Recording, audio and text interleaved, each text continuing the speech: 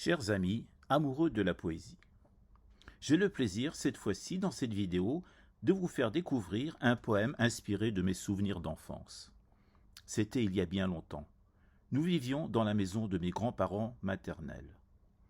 La figure de mon grand-père, le père de ma mère, émerge de ces souvenirs illustrant une personnalité vénérable qui m'intimidait autant qu'il m'attirait par sa douceur et la gentillesse qu'il me manifestait.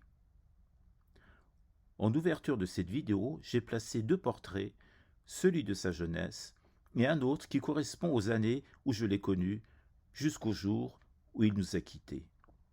Il était quasiment centenaire à la date de son décès. Sa maison était une maison traditionnelle située dans un quartier populaire de Téhéran, dotée d'un grand jardin où poussaient des légumes et des arbres fruitiers.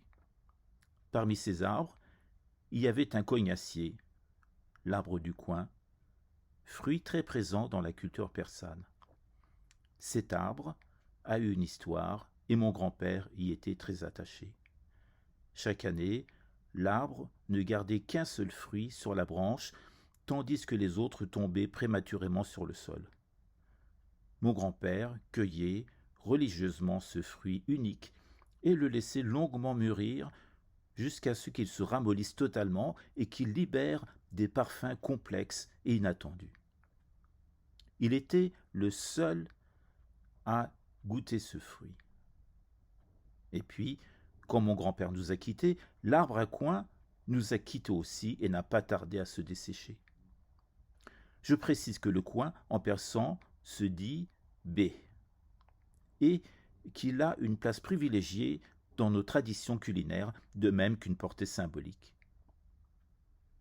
Je vous laisse à présent découvrir ce poème que j'ai composé en hommage à mon grand-père, que j'ai hélas si peu connu. J'étais trop jeune et il était trop âgé pour que nos voix et nos pensées puissent se rencontrer.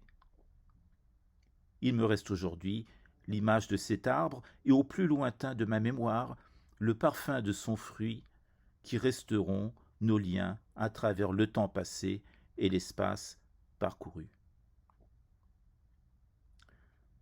Place maintenant à la poésie.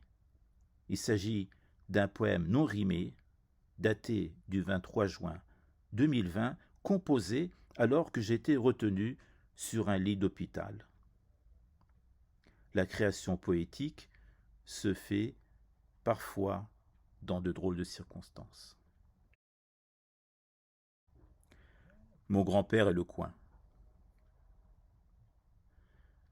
J'étais bien jeune, frais et rêveur, dans la maison des grands-parents, une maison d'un autre siècle.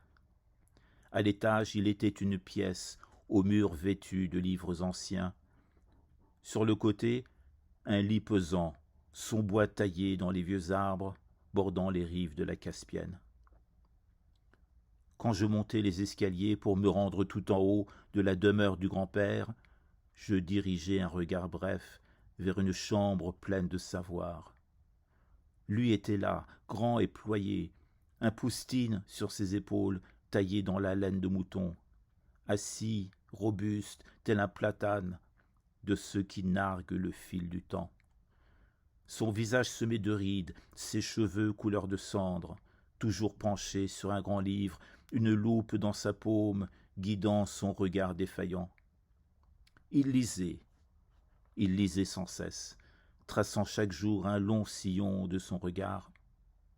Et sur le seuil de sa porte, son regard et le mien venaient parfois se croiser. Alors d'un signe de sa main, il me disait de m'approcher. J'entrais d'un pas lent et timide. La pièce sentait l'orange amer et les fruits secs et la laine des kilims couleur grenat. Je m'en souviens. Il me prend ma petite main entre ses doigts larges et lisses, à la peau sèche comme tannée au fil des ans. Il me conduit à la corbeille, trônant au chevet de son lit, d'où il prélève de l'autre main des amandes enrobées de sucre glace, des fruits de noix enveloppés dans de la pâte d'amidon et parfumés à l'eau de rose.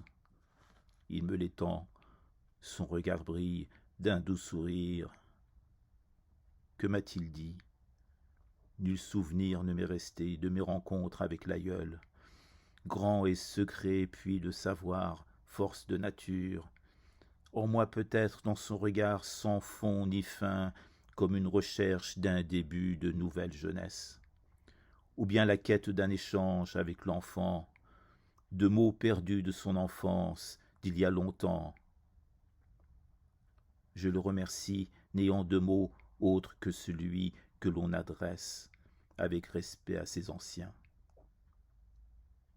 Dans le jardin traditionnel de la maison aux murs de briques, tout apparente, était un arbre nain comme retiré, tel un ermite dans un coin, un arbre seul, un arbre à coin. Chaque année durant l'automne, quand les vergers donnaient leurs fruits, sur ses branches apparaissaient jusqu'à 10 coins. Mais une loi étrange et rude, comme si inscrite dans le ciel, voulait que des fruits à venir, presque tous viennent à mourir. Presque tous, sauf l'un d'entre eux. Arbre solitaire, fruit solitaire, chaque automne, pour un seul fruit, un seul coin qui grossissait sur la branche, fine mais tenace. Mon grand-père lui rendait visite, chaque soir, chaque matin, jusqu'à ce que sa robe jaune, sous le soleil, sous les étoiles, se teinte d'or. Alors il venait le cueillir et le poser sur une assiette en porcelaine disparant. Nous savions tous que ce joyau était sa seule propriété.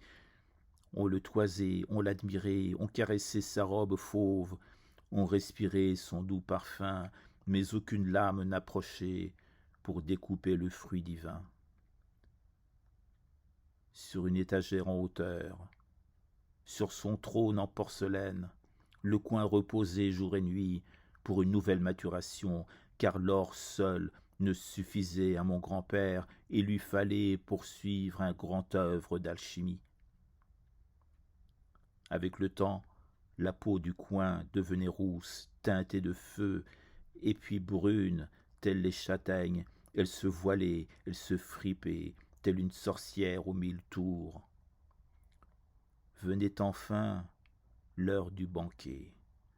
Avec une cuillère d'argent, le père de ma mère soulevait la peau du fruit, faisant paraître une pâte aux 1000 arômes, qu'il savourait tout en lisant un de ces livres beaux et rares, de vieux cuir tout vêtus, qui habitaient son quotidien.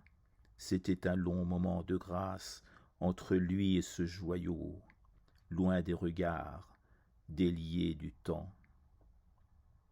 Puis vint celle qu'on redoutait, puis vint la mort qui frappa au mur de briques fatiguées, au lourd heurtoir de la porte du vieux logis.